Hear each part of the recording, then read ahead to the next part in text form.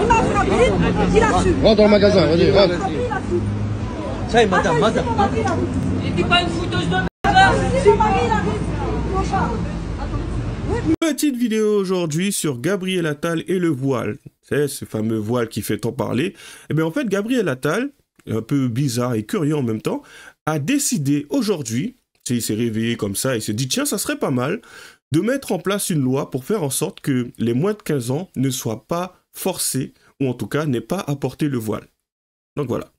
Va savoir pourquoi ou comment ça lui est venu, hein, c'est quand même intéressant, parce que si je me base sur ses antécédents, un homme qui a appelé à voter pour LFI, en fin de compte, se retrouve lui-même à vouloir mettre en place quelque chose pour lequel LFI s'est durement battu, même encore aujourd'hui, c'est-à-dire faire en sorte que le voile soit quasiment accepté, même pas juste accepté, mais en fait que ça soit la norme, que ça soit dans les institutions, que ça soit dans les établissements, que ça soit dans l'espace public, partout. Et là, du coup, un mec qui en soi était juste, selon moi, censé partir sur les harcèlements scolaires, parce que c'était ça sa base. Par la suite, à la rigueur LGBT, en lien avec son orientation sexuelle. Mais en fin de compte, non. Mais bon, on va essayer de démêler tout cela ensemble. À tout de suite.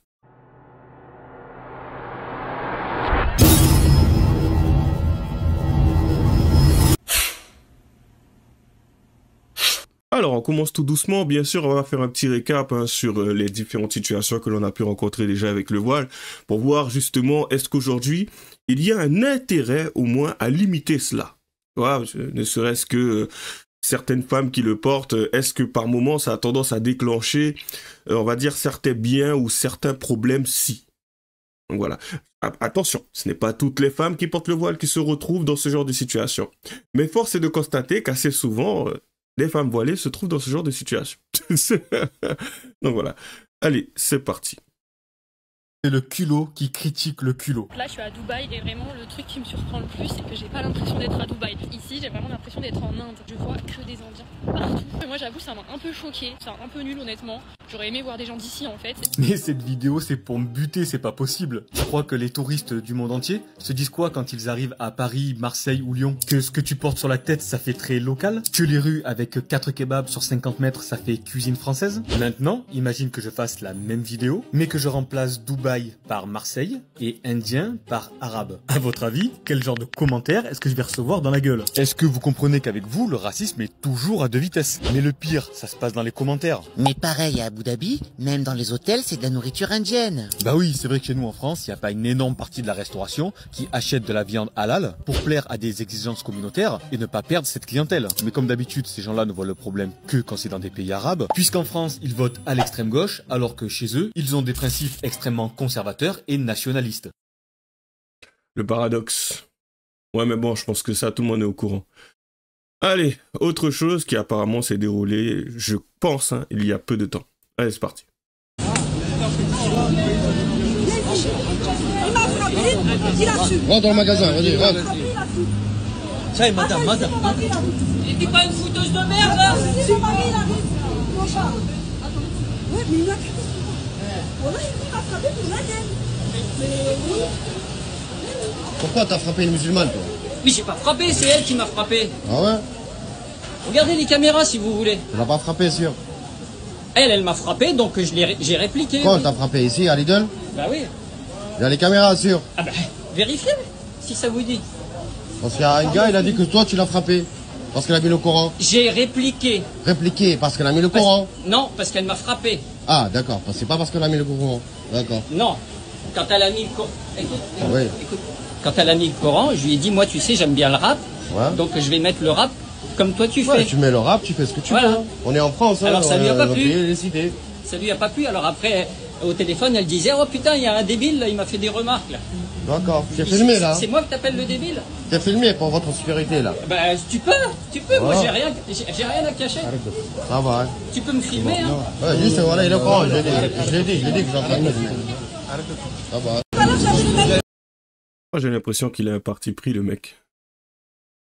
Ce n'est pas qu'une impression, c'est que déjà, pourquoi t'as frappé une musulmane? Non, pourquoi t'as frappé une femme, en fin de compte? Tu peux commencer par ça.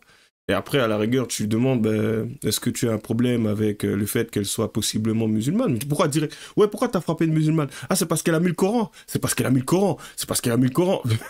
À un moment donné, t'as un problème. Et en fin de compte, quand il t'a dit non, toi, tu te barres. Parce qu'en fait, clairement, hein, c'est ce que ça renvoie. C'est tout ce qui t'intéresse. Est-ce que tu l'as tapé parce qu'elle est musulmane? J'ai envie de te dire, il y a d'autres questions que tu peux poser quand même. C'est quand même assez drôle. Mais aussi, voilà ce que ça peut provoquer chez certains, hein, tu sais. C'est qu'aujourd'hui, on est tellement dans cet aspect victimaire qu'à un moment, ben, on se retrouve systématiquement dans ce genre de situation. Problème étant, tu sais, je peux pas prendre ni parti pour un, ni parti pour l'autre. De toute façon, je n'ai pas les tenants et les aboutissants de cette vidéo. Par contre, tu sais, je connais les statistiques. Enfin, je les connais. J'en avais déjà parlé. Ça a même été montré sur CNews, de ce que j'ai pu constater. Mais sans avoir à les citer, peut-être que je les mettrai dans la vidéo, ou je vous mettrai le lien tout simplement pour pouvoir aller le voir. Mais ceux qui prennent le plus, ceux qui subissent le plus, si je me rappelle bien, ce sont des juifs. Ce sont les juifs. En dessous, ce sont les chrétiens. Et en dernier, ce sont les musulmans. Donc, tu sais, problème étant que dans ce genre de situation, d'autant plus que ça aurait été pas mal si, tu vois, il y avait la vidéo de la caméra qui fuitait, on aurait pu constater comment les choses se passent. Parce que, malheureusement, dans certaines situations, quand on pense que ben, la victime est censée être la victime, tu finis par te rendre compte à un moment donné que la victime n'est pas la victime. Donc voilà, on va dire ça comme ça. Allez, on poursuit. Alors, on a une influenceuse refoulée d'un parc aquatique à Marrakech pour son burkini. On va voir à Marrakech comment ça se passe. Le Maroc, hein, tu sais. Allez, c'est parti. Donc là, j'arrive au parc aquatique, on me dit le burkini interdit. C'est une blague. Je regarde, je suis bled al-Maghrib, interdit le burkini. J'étais choquée. Et même au Maroc, ils veulent pas de votre burkini. Et ce que j'aime bien, c'est qu'au Maroc, vous bronchez pas. Au Maroc, vous êtes dans un pays à majorité musulmane. Au Maroc, les frères musulmans ne sont pas les bienvenus. Mais là-bas, tu peux pas les traiter de racistes. Là-bas, tu peux pas dire que c'est de la discrimination. Là-bas, tu obéis. Et c'est ça que je reproche à notre pays. C'est d'être trop faible. Parce que les frères musulmans sont déjà partout. Ils ont monté la tête à nos gamins. Il y a même des gamins en France qui restent entre garçons, qui osent même plus parler à une femme, tout simplement. Petit à petit, il y aura plus de mixité. On demandera même dans les classes d'école de séparer les garçons et les filles. Je pense qu'il faut être ferme et que les musulmans s'adapteront à la France lorsqu'elle sortira des lois et ils seront dans l'obligation de le faire. On le voit au Maroc, en Algérie, en Tunisie, l'extrémisme n'a pas sa place.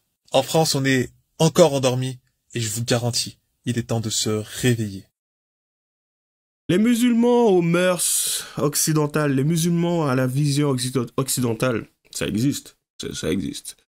C'est ce qu'on appelle justement les musulmans modérés. Voilà. Donc eux, moi tu sais, je suis pas là pour cette vidéo. Je suis pas là pour débattre sur le oui, il n'y a pas de musulmans. Je suis d'accord. J'ai déjà ma position, j'ai déjà parlé de ma position sur le sujet. Mais force est de constater quand même qu'il y a des personnes qui, tu sais, on n'est pas là à chercher à savoir si la personne, elle respecte trait pour trait ce qu'on appelle l'islam sunnite ou pas.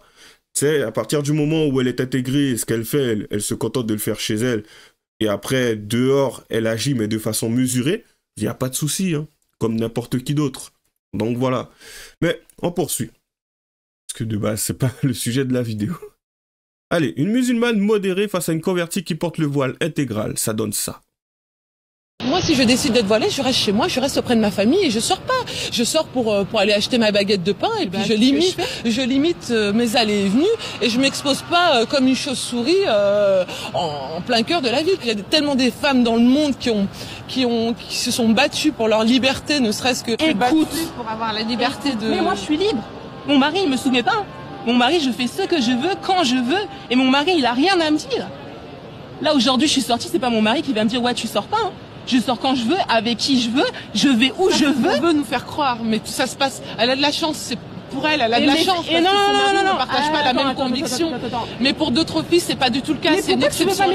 Pourquoi tu veux pas m'écouter? Tu vas me dire que tu te justifies pas auprès de ton mari sur tes allées et venues. Non. Bah, écoutez, ça doit vraiment être un cas exceptionnel. Non, je te rassure, les sœurs autour de moi qui portent le voile intégral, comme moi, et ben leurs maris, ils sont exactement comme le mien. Et malheureusement, t'es pas capable de vouloir justement voir les choses comme nous on les voit. Généralement, ce dialogue de sourds entre les deux jeunes femmes est révélateur d'un malaise qui secoue la société française. C'est quand même intéressant ce qu'elle dit. Ça aurait été bien d'avoir son mari qui puisse confirmer ses propos, affirmer même que c'est le cas. Ouais, elle fait ce qu'elle veut. Si elle veut sortir à 1h du matin, elle sort à 1h du matin. Moi, j'ai pas mon mot à dire. Ça serait parfait. Franchement, quand on retrouve son mari, mais tu sais, c'est un peu compliqué quand t'es caché comme ça.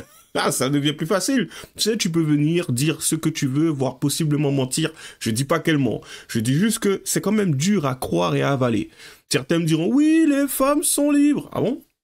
Eh ben, ça serait bien que vous le mettez dans les commentaires pour ceux qui sont musulmans. Oui, mais les femmes sont libres de faire ce qu'elles veulent. Ok, d'accord. Donc ça veut dire qu'elle peut sortir à 1h du matin. Tu ne diras rien. Ça serait intéressant de voir ça, tu vois. On poursuit.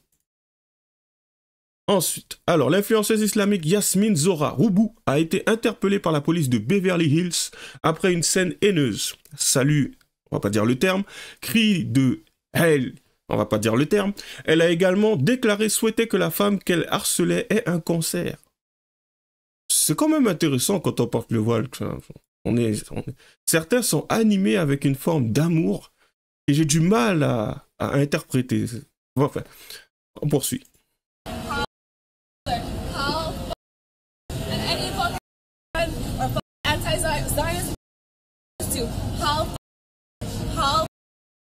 Hey, guess what? I will pray for you. What do you do for the Palestinian babies? I will pray for you. Do you pray for the Palestinian babies? I will pray for you. But do you pray for all the Palestinian babies? I'm no? praying for you right now. No, but do you pray for Palestinian babies? Do you pray for? Just no, you for don't. you. Okay, so for you don't you. give a fuck. Well, then I pray that God gives you some health cancer, and you end up in a Dead Sea somewhere, like all the salt, and your body floats after you die. That's what I pray for. Right? Ouais, on va s'arrêter là, t'inquiète. En plus, je crois qu'il y a des choses que je vais devoir couper. Allez, on poursuit. Et du coup, j'ai l'impression de vivre dans un pays musulman. Ce n'est plus un territoire français. Il y a un grand remplacement. Nous commençons à être en minorité. Une habitante d'Annemasse témoigne. Allez, c'est parti. Finalement, j'ai l'impression parfois de vivre dans une enclave ou dans un pays musulman, tout simplement. On m'a dit texto, je vais te crever, sale juive. Donc c'était dans une rue qui est juste à côté. Hein. Ici, c'est même plus un territoire français, je dirais. Ça a totalement perdu son identité. Ça a commencé il y a 10 ans. En 5 ans, ça s'est accéléré à une vitesse grand V. La plupart des commerces sont des commerces communautaires. Vous avez énormément de boucheries halal, de barbershop, du blanchiment d'argent aussi. Beaucoup de trafic en tout genre. Donc c'est vraiment symptomatique, effectivement, du grand remplacement ou d'un petit remplacement qui est en train de devenir un grand remplacement. En tout cas, on commence à être en minorité. C'est quand même intéressant qu'elle ait son mot à dire. Elle est juive et c'est ceux qui se font le plus lyncher, selon les statistiques. Donc, voilà. Allez, on poursuit. Du coup, Gabriel Attal, on va essayer de... D'abord, on va l'écouter, c'est mieux. C'est mieux de l'écouter. Ah. Allez, c'est parti.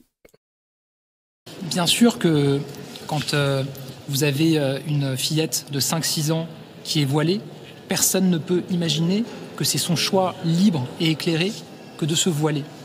Et donc évidemment, ce qu'il y a autour, ça peut être des parents, ça peut être des associations qui sont dans une logique séparatiste et qui quelque part contraignent une jeune fille à adopter le voile ou adopter ce comportement. Et donc c'est évidemment ceux qui sont responsables de cette contrainte qu'il faut viser, pas une fillette de 5-6 ans qui, a priori, ne comprend même pas pourquoi est-ce qu'on lui demande de porter le voile. Donc c'est évidemment en direction de ceux qui contraignent au port du voile des fillettes, comme c'est décrit dans ce rapport, que les mesures que nous serons amenés à proposer s'adressent. Bien sûr que... En fait, ma grande question, c'est qu'est-ce qu'il croit faire? Et après, par la suite, j'aurais une deuxième question, c'est quel est son but en faisant ça? D'avoir un certain électorat? Parce qu'à un moment donné, il faut pouvoir être crédible lorsque tu proposes ce genre de choses. Personne ne peut imaginer que c'est le choix libre et éclairé d'une fillette de 5 ou 6 ans que de se voiler. Depuis quand ça t'intéresse? C'est parce que c'est bientôt les présidentielles, c'est en 2027. C'est quoi le truc, en fait? T'essayes d'être en harmonie avec la majorité des personnes qui votent côté RN ou voire même Reconquête ou peu importe. C'est quoi le but? Parce que clairement, hein, c'est pas quelque chose que la gauche désire. Et au centre, je ne l'ai pas beaucoup entendu non plus. Du coup, ça se passe comment? Mais c'est pas grave, on poursuit. Mais je voulais quand même dire quelque chose sur Gabriel Attal. Gabriel Attal, qui s'est construit politiquement sur l'interdiction de la abaya, qui s'est construit en étant ferme sur les valeurs républicaines. Et il y a eu des élections législatives, et au second tour, il a appelé à voter LFI pour faire front contre le Rassemblement national. Donc il a appelé à voter pour des gens qui ont combattu toutes ces mesures lorsqu'il était à la tête du ministère de l'Éducation nationale, et notamment l'interdiction de la abaya. Je rappelle aussi qu'il s'est frontalement opposé à Monsieur Retailleau, et là, Monsieur Retailleau a gagné. Il décide de se droitiser parce qu'il comprend bien que la France est à droite et qu'il veut avoir sa chance, notamment pour 2027. Donc j'appelle ça un yo-yo idéologique, sauf que les électeurs ne sont plus dupes. Je n'ai même pas vu la vidéo, mais pourtant j'ai à peu près la même réflexion. Oh, purée. J'ai juste lu ce qui est écrit. Quoique, c'est peut-être écrit. Puis aux législatives, il appelle à voter LFI pour aujourd'hui, de raconter qu'il faut interdire le port du... Ben non, en fait, c'est ça. Oh, purée. C'est Macron, mais deux. Pas très subtil, lui, par contre. Bon, après, c'est un peu compliqué, parce que quand t'as eu Macron juste après, comment tu peux poursuivre, tu sais, tu peux partir sur la ligne du mec, vu tout ce qu'il a semé par la suite. À un moment donné, après, tu sais, le fait qu'il ait été élu 2 fois, tu te dis que les Français sont capables de faire la même erreur une 3e fois. Parce que 2 fois, lorsque tu as subi pendant autant d'années, à un moment donné, je sais pas, c'est peut-être qu'il y a quelque chose qui pullule au niveau de la maladie d'Alzheimer et ça prend de plus en plus le pas sur nous. Je sais pas, je me pose des questions. Mais c'est pas grave, on poursuit. Ah, du coup, encore ce mec, j'arrive pas à comprendre ou à savoir s'il est sérieux ou si c'est une parodie. Je le considère comme sérieux, hein, mais à chaque fois que je le vois, j'ai du... Regarde la tête du mec. C'est juste... Franchement, je vais me servir de lui, je ferai la miniature. J'aurais utilisé sa tête comme warning, tu sais. Attention, tu mets la tête du mec. C'est parfait. C'est terrible. Regardez juste regardez-le bien. Il y a quelque chose qui se dessine au niveau de ces... Oh, j'arrive pas à être sérieux, c'est compliqué. Ouais, c'est pas grave, je suis parti dans un délire, excusez-moi. On va reprendre du début. Gabriel Attal souhaite interdire le port du voile dans l'espace public pour les mineurs de moins de 15 ans. C'est parti. Les amis, c'est vraiment réel. La dictature est bel et bien ancrée au sein du gouvernement français. Ces politiciens français ont vraiment la haine envers nous, les musulmans. Gabriel Attal souhaite interdire le port du voile dans l'espace public pour les mineurs de moins de 15 ans. Elle est où la liberté de vivre, la liberté de penser, la liberté de porter ce que nous voulons porter? S'il vous plaît, comment allons-nous pouvoir appliquer ce hadith? De quelle façon nous pouvons agir? Quand je vous dis qu'il faut quitter la France au plus vite, voilà la preuve. Faire la hijra, économiser, avoir un diplôme. Au prophète, alias le prophète Mohammed sallallahu alayhi wa sallam, dis à tes épouses et à tes filles et aux femmes des croyants de ramener sur elles leur grand voile. Elles en seront plus vite reconnues et exemptes de peine. Pourquoi éradiquer une aussi belle religion en France? Pourquoi? S'il vous plaît, comment allons-nous offrir une belle éducation basée sur l'islam à nos jeunes filles? C'est durant la période de 10-15 ans que les jeunes apprennent le plus, que les jeunes apprennent le pourquoi du comment. Là, grâce à Gabriel Attal, avec cette loi diabolique instaurée, nos jeunes filles, quand elles auront 19 ans, 20 ans, 21 ans, vont se dire dans leur tête que le voile est banalisé, que le voile n'est pas obligatoire dans l'islam. S'il vous plaît, pourquoi autant de haine envers nous, les musulmans? Laissez-nous éduquer dans le bien nos jeunes filles. Dans le bien.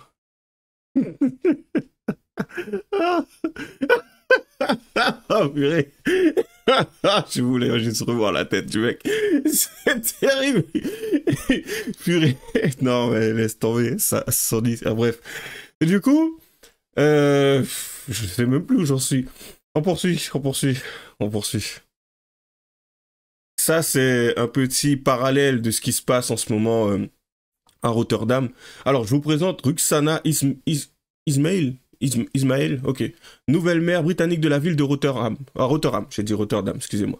L'archétype de la lady britannique en jupe écossaise au chignon parfait au pays de Shakespeare et de Dickens et d'Arthur Conan Doyle. So British. Ça, on va pas mettre... au moins, tu le vois à la tête et tout. Quand tu vois ce genre de choses-là, ok, pose-toi des questions sur ce qui se présage chez nous. Ça risque d'être compliqué. Donc, encore une fois, c'est pour les femmes qui portent le voile, chez elles, qui savent se dévêtir à un moment donné, je sais pas, lorsque tu te retrouves dans un taf, j'en connais, et qui n'ont pas de problème à ce niveau-là, il n'y a pas de souci. Par contre, celles qui fassent, oh là là, j'ai du mal. Tu sais, ce mec juste avant là, ça m'a déstabilisé. Celles qui font un scandale, qui ont besoin systématiquement de démontrer que oui, t'inquiète, tu n'as rien à... En fait, à un moment donné, quand on te dit non, c'est non.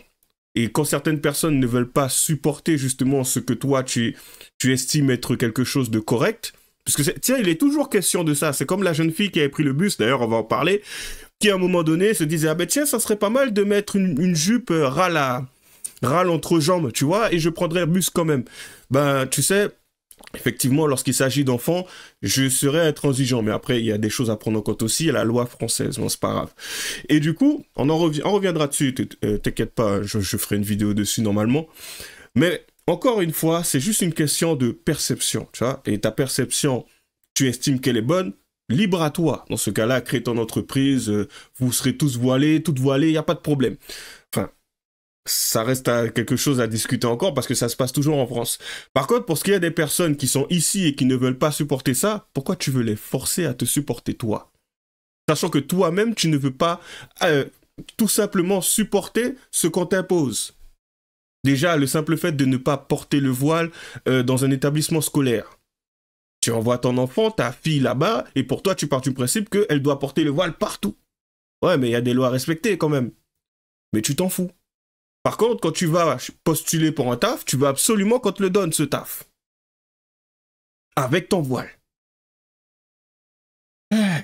Religion de paix et d'amour. Et franchement, je voulais finir avec Teddy Riner parce que, désolé de retaper encore sur lui. Si demain je m'engage dans la politique, ce ne sera pas pour être ministre des Sports, mais pour être président de la République. Quand je fais quelque chose, c'est pour gagner et être une locomotive. Mon gars... c'est pas du karaté. Non, je crois... excusez-moi, on m'a repris d'ailleurs pour ça. C'est pas du judo. Arrête avec tes bêtises. Reste dans ton truc, reste dans ton sport. Parce que déjà, pour ce qui est de l'information, peut-être que moi, parfois, j'ai des difficultés, mais toi, c'est pire. Tu viens parler du fait que le voile, ce n'est pas un problème. D'accord. Je pense que t'es pas au courant de ce qui se passe. Teddy, tu as flagué ton immense carrière et brisé ta notoriété quand tu as déclaré que tu étais favorable au port du voile dans le sport. Sois raisonnable. Ne t'engage pas en politique, on a assez de cassos à la France insoumise. Et je suis totalement d'accord avec le Golden Retriever. Je sais pas trop qui c'est. Le Golden Retour. Moi, je suis totalement d'accord avec lui. Mec, reste à ta place. À un moment donné, on t'aime bien et tout, tu fais du judo, continue. Voilà. T'es un bon noir à ce niveau-là, continue. C'est méchant, je sais, mais tu sais, encore une fois, le sport et tout ça, c'est... Bref. J'ai un problème avec ça, parfois. Allez, on terminera sur ça. Comme d'habitude, lâchez les j'aime pas, les commentaires. Les liens seront dans la description. Abonnez-vous à la chaîne de Génération Sankara et à la mienne. J'ai un Tipeee, au cas où si vous voudriez verser un petit don. Et bientôt, j'aurai un petit live avec Génération Sankara le 31. Le 31, en gros à la fin du mois. Et du coup, bonne chance à nous. À la prochaine.